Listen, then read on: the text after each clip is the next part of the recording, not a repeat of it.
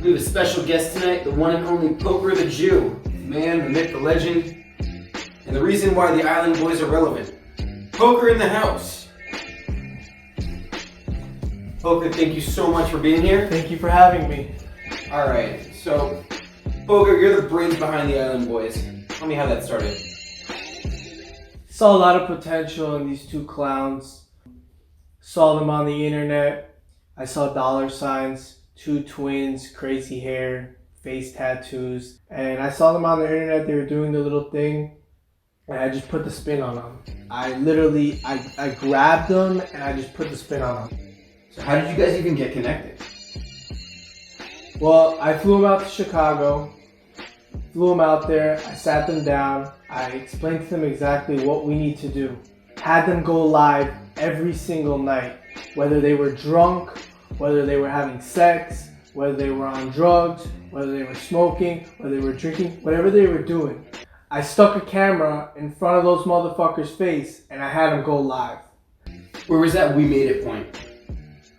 I want to say that we made it point was when the semi-viral video started coming out. I'ma let y'all be the judge of that gang. I'ma let y'all be the judge of that gang. That was the first semi-viral video. The cloud started building up. The fan base started growing. I'm Poker. Let's make this happen. Got back to Florida. Guys, let's go. Let's keep up the lives. Let's get the fan base out there. Let's get the numbers bumping. Let's go. We're in jacuzzi. I had to make a little freestyle, and that video was the video that just shot up.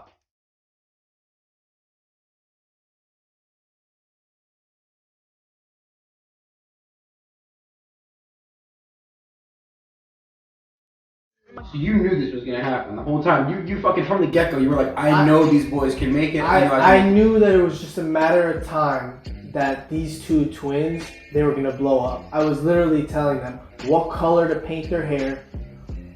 The hairstyle, that was them. The color to paint their hair, to dye their hair, the things to say on the internet, how to address the people, how to get more and more views. I was pushing and pushing and pushing. No, I'm tired. Guys, you gotta get on the camera. You gotta film. Let's do this. Alright, so that jacuzzi video comes out, right? Correct. That's when everything changes. What was it like waking up that morning? The phones wouldn't stop buzzing. The DMs were blowing up. People were calling for brand deals. Cameo was hitting us up. And the shit just literally was hitting the fan. Like, we couldn't even get enough of it. Like, the phone just was off the hook. A bunch of the viewers are going to want to know this. What do they actually net off of the publicity? I want to say in total, I'd say about 2.5 million. Holy shit. Okay, so you guys are balling. You broke the internet. Where did it go wrong? The woman beating. That was just like a done deal for me. So can we talk about those allegations a little bit? Yeah, I mean, Monty, his ex-girlfriend, came out with all kinds of pictures and videos and all these racial slurs that their mother was saying to her, calling her a swamp creature, the N-word. Yeah, that's pretty much it. Did you ever see him hit her? Yes, I have. Fuck, man, I don't know what to say. It's fucked up. It's a sick world. Is she pressing charges? I believe at this current time, she's in Atlanta dealing with some other things. I think she's got her own interview going on. And as soon as she arrives back in Miami, she is pressing charges. From my understanding, PD is on her case and is aware of the situation. People knew in the house that it was going on. The abuse was getting to a point where something needed to change. And Monty found him sleeping with another woman, and that's when she decided to pack her shit and leave. And she's doing so much better right now. I'm so happy with her. She made another interview and came out and spoke to everyone about it on Willie D Live. And yeah, that's pretty much what happened. The SWAT came and raided the property, that there was an associate that was affiliated with them that murdered a 4-year-old girl in Bellevue in West Palm Beach. Let's talk about that. So apparently one of their friends just kind of came over to crash. He was there for a few days. They didn't know, but he had just murdered someone prior to coming to their house. Correct. He came and used their property as a hiding space. And I don't think they knew that he committed such a crime. But to even affiliate with someone who has this type of kind of stuff going on is just really, really bad.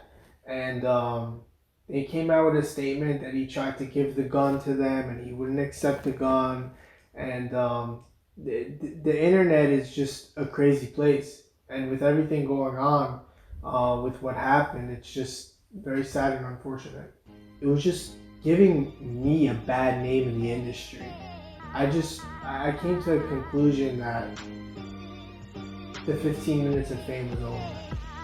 I feel like it's safe to assume that you're not going to be working with the Island Boys in the near future. Yeah, I'm pretty much done with those clowns. So what's next for Poker? Poker's moving on to bigger and better things now in his career. You guys can stay tuned, follow me on Instagram, and we'll be working with a select few artists, and we'll bring them to the top. Can you drop any names for us? At this time, I cannot. All right, well, thank you so much for being here. We really appreciate you taking the time to speak to us today. I know it's going to answer a lot of questions for some fans out there that are really curious as to what's going on with the Island Boys. If you guys have any questions for Poker, you can ask them directly at Pokerthejew on Instagram.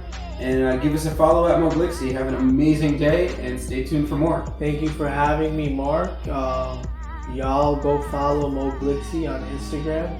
Thank you for hosting the video. And thank you for our sponsor at Moglixy.